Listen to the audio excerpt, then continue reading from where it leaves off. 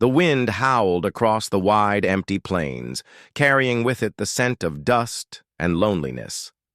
For years, Jonathan Hale had lived alone on his sprawling ranch. His only company the cattle in the fields and the creak of the barn door in the night. But today, as the sun dipped low, he stood on the porch with a letter clutched in his hand. He had sent for a bride, a woman to share his home, his life, and his dreams. And now, she was on her way. Jonathan wasn't a man of many words. The ranch had taught him silence, patience, and hard work, but it had also left him with a hollow ache in his chest, an emptiness no amount of open sky could fill.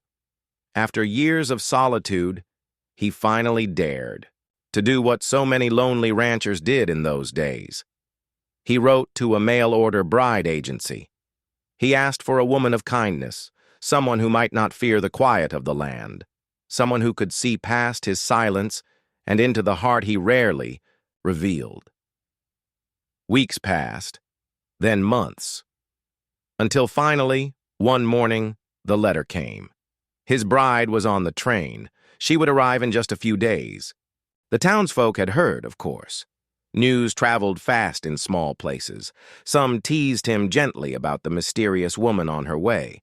Others warned him, "You don't know who she is, John. She could be anyone." But Jonathan pushed their words aside. He believed in fate, in second chances, in the promise that life wasn't meant to be lived alone.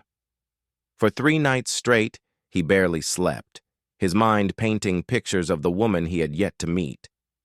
And then, the day came. Jonathan hitched his horse and wagon, brushing the dust from his best shirt. His hands trembled on the reins as he made the journey into town. The train whistle echoed across the plains, long and lonesome. Steam hissed as the wheels ground to a halt. Jonathan's heart pounded in his chest. Somewhere on that platform was the woman who would change his life forever. Jonathan stood frozen on the platform, hat pressed against his chest. The crowd thinned as families reunited, travelers rushed off, and strangers disappeared into the dusty town streets. Then she appeared. A young woman in a simple dress stepped down from the train, clutching a small leather suitcase. Her dark eyes darted nervously, her hands trembling slightly as she looked around. She was not what Jonathan had pictured. Her features were delicate, her hair black as midnight, and her stance carried both strength and uncertainty. She lifted her gaze, and their eyes met. Jonathan's breath caught. This was her. This was his bride. Jonathan approached with hesitant steps, removing his hat in respect. "Ma'am," he said quietly, his voice rough from disuse. "Welcome." But instead of answering, she tilted her head in confusion. No words came, only silence. Jonathan tried again, slower this time. "I'm Jonathan. Jonathan Hale. Your husband." Still nothing. The woman gave a polite bow of her head, then spoke softly. Words that sounded musical but foreign, words Jonathan could not understand. His stomach twisted. The truth struck him like a lightning bolt. She didn't speak English. The townsfolk whispered from the edges of the platform. Some chuckled, others shook their heads. Jonathan ignored them, offering his hand to the woman. She hesitated, then placed her small, delicate hand in his calloused palm. Together, in silence, they walked toward his wagon. On the ride back, Jonathan stole glances at her. She gazed at the open plains with wide eyes, as though the land stretched farther than she'd ever imagined. He tried speaking, simple words, slow phrases, but each one met only with her puzzled smile.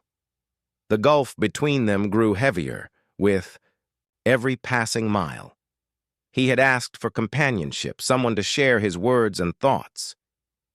But fate had delivered someone different. When they reached the ranch, Jonathan carried her suitcase inside. She looked around the modest home, Wooden beams, stone fireplace, shelves lined with books she couldn't read. She ran her fingers gently across the furniture, as though trying to understand the world she'd stepped into. Jonathan lit a lantern, placing it on the table.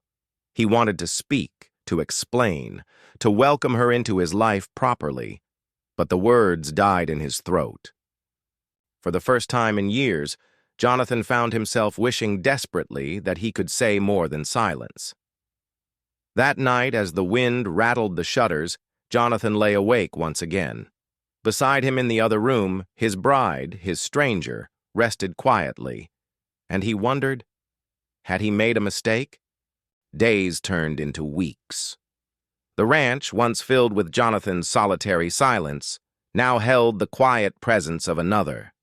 Yet silence still ruled, only now it was heavier. Jonathan tried to bridge the distance. At breakfast, he'd point to the bread, then to himself, then to her, hoping she would understand.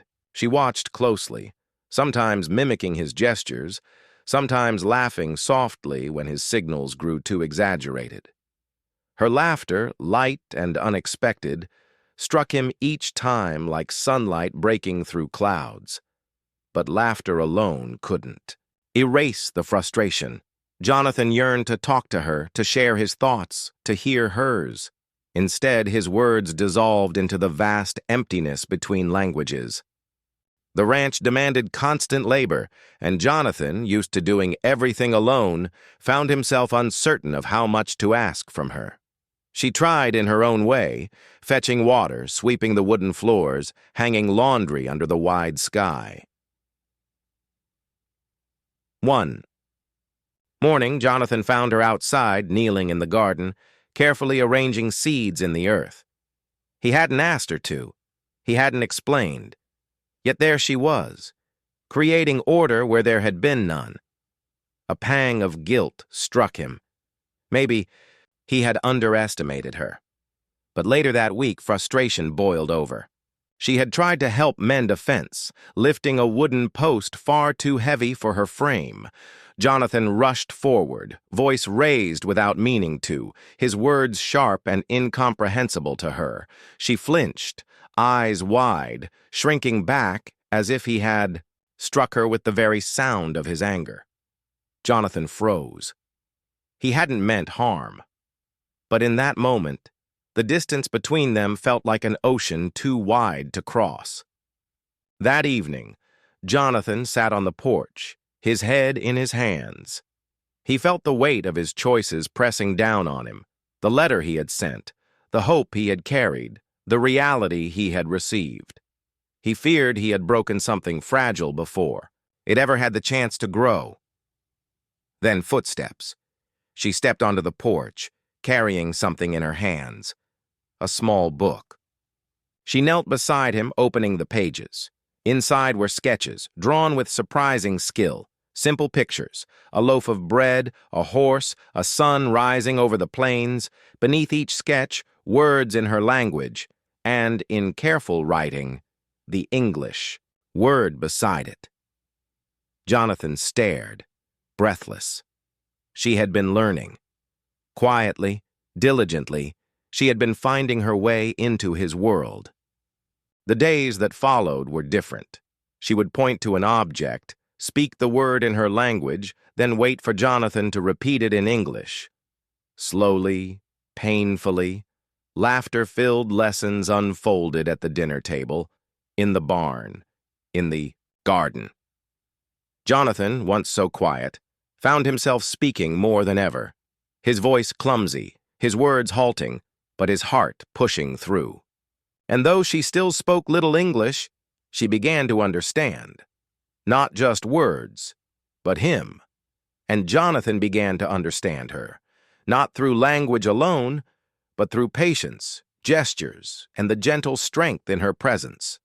The silence between them was no longer empty. It was full of possibility, of effort, of something that might one day be called love. Weeks turned into months, and a new rhythm settled over the ranch. It was no longer the silence of one man's loneliness, but the quiet hum of two lives slowly weaving together. Jonathan rose early as always, but now, when he came in from the barn, he found breakfast waiting, simple, warm meals prepared with care. She didn't speak much, but her smile was enough. In return, he began leaving small gifts, fresh wildflowers by her seat at the table, a book of drawings he had clumsily made, hoping to mirror her effort. The house, once cold and lifeless, now held laughter. It was still broken, halting, sometimes lost in translation. But it was laughter all the same.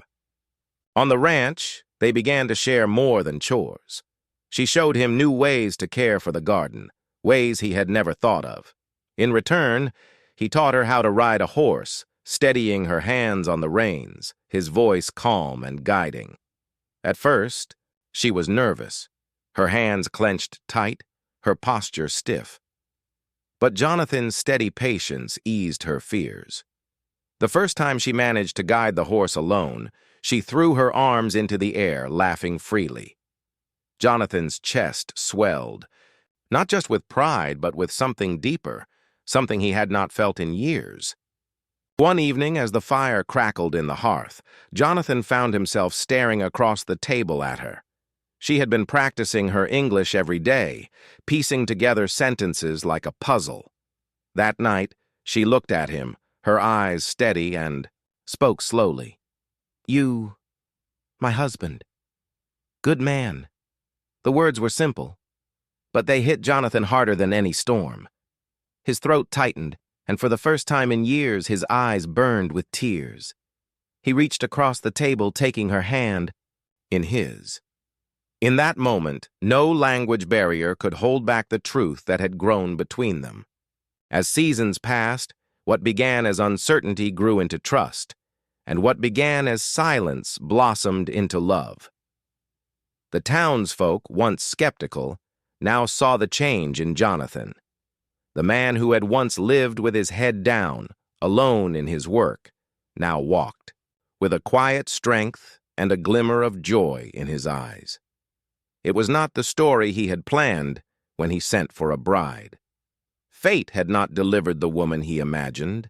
Instead, fate had delivered someone better, someone who challenged him, taught him, and filled the empty spaces of his world with unexpected love. Jonathan once thought he knew what he wanted, a companion who fit neatly into his quiet world.